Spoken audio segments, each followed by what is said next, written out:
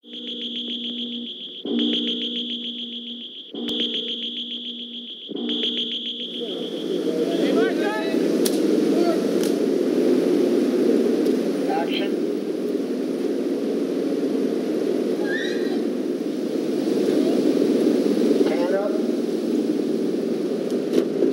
was so special being able to bring the two actors back from the George Powell, Byron Haskin 1953 War of the Worlds. And I was a big fan of Gene Barry when I worked with him. I think the second or third thing I ever directed in my life was this Name of the Game episode starring Gene Barry. And it was a science fiction episode, a real departure from the normal series. And I worked with Gene on that. And so I think Gene was rather surprised to get a call from me saying, hey, can you come back and just do a cameo? Because I'm not really remaking your 1953 War of the Worlds, but there are many homages to that original film in my, updated version of the H.G. Wells book. And can you come in with Ann Robinson and do a quick cameo? And he was happy to do it, and Ann was thrilled as well. Meteor is either very light, which is unheard of, or else it's hollow somehow. If it were heavy and solid, it would have made a tremendous crater when it landed. As I look back at my original performance in War of the Worlds, I was new in the motion picture industry. I had come from the Broadway theater, and I was under contract to Paramount Pictures. I think I had done one movie for them, and they said, we want Gene Barry to do the role in War of the Worlds. It was a wow, you know what I mean? And so I just went into it and did it, and I've lived with it for 50-some-odd years since, and pleased. And now here I am commemorating that fact, plus the fact that Steven Spielberg is doing War of the Worlds. It's a big moment in my life. So here I am. You can't imagine how overwhelmed I was when I found out that he wanted me to be in his movie. I just thought it was thrilling. Everybody had always asked me, "I think you'll have a cameo? Do you think you'll be in it?" And I said, "I don't know, but keep our fingers crossed." And sure enough, my wish came true. Ann Robinson, she was so divine. First of all, she came to her fitting with the ring that she'd been given by her dad when she started filming the original War of the Worlds. And then she told me that Edith Head, who designed the film's costumes, who's the greatest costume designer ever, she never met her. And that she'd gone out shopping to May and Company with an assistant, and they bought 2 suits. And those suits serviced the whole film. So I thought it was just incredibly amusing. We were just manufacturing thousands of costumes, where they made do with just 2. I was quite young, had never read the novel.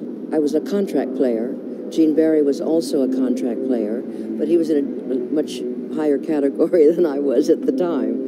And to be able to be chosen by George Powell, whom I'd grown up with, watching the Puppetoons, was quite a thrill. I mean, Destination Moon and When Worlds Collide and everything else he'd ever made. I mean, he was a brilliant, brilliant artist, and it was a thrill. I knew it was going to be a fabulous movie. And Byron Haskin was a lovely director, lovely man. He had been a special effects person, I do believe, and that's why he was chosen to be director. And I'm sure George Powell, his influences there quite heavily. And also, I imagine Cecil B. DeMille, because he owned it in the first place. He owned the rights to War of the Worlds. And because of Cecil B. DeMille's fondness to George Powell, he allowed him to do it. I was a kid living outside of Los Angeles. I was probably about 10 or 12, and I'd seen the movie and thought it was amazing, and I was wondering how this movie, War of the Worlds, was made. And my mother knew an electrician who had worked at Paramount Studios, so I called him up one night, and he had worked on the movie, years before, and talked to me about it and everything, and it was quite a connection to understand that somebody had actually worked on it, and he talked about the war machines and the Martian character in it, and the shooting of it, and it just made it seem all very tangible, that you could actually make a movie like that. Well, after we were finished filming, and I was under contract at the studio, so I was able to stick around and watch everything, and on stage 18, they had all these marvelous models built, and they were enormous. They were all made of copper, and they were over 1 meter wide, floating silently across the soundstage, all 3 of them. Some man was sitting there with levers, controlling them all. and they would light up with the green lights coming out of the tips. And the art director, he's the one who thought of the Cobra head. He said he saw a Zenith record player one time as it moved ominously across the records with the hood on top of it, you know, disguising the needle. He said that looked very devastatingly frightening. So he put that in as the Cobra head. It wasn't designed after a Cobra. It was designed after a Zenith record player. When I first got to meet Anne, we began talking. I said, Anne, you know, I did a real homage to you. I don't know if you realize this, but did you see E.T.? She said, of course, darling. And I said, well, remember the scene in E.T. where Elliot's looking out the window? He feels something strange in his heart because he's kind of feeling E.T.'s feelings, and suddenly E.T.'s hand comes in and just rests itself on Elliot's left shoulder.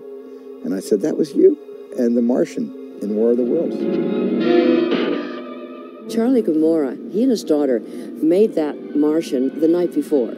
They first had a much taller one, and George Pell said, no, it's far too large. Go back and make another one. We have to shoot tomorrow. So he and his daughter, who was only 12 at the time, they worked all night long on this. But they didn't have time to make the arms fit the size of the new body. So that's why the Martian arms in the motion picture are so extremely long. Across the gulf of space on the planet Mars, intellects vast and cool and unsympathetic regarded our Earth with envious eyes, slowly and surely drawing their plans against us. So many people that I speak to who have studied the film, studied the book, they see far more into this movie than I did growing up watching it. There were so many nuances that I didn't understand at the time, that with maturity and with reading the book and other people's discussions, you begin to realize what he really had in mind, all the hidden meanings.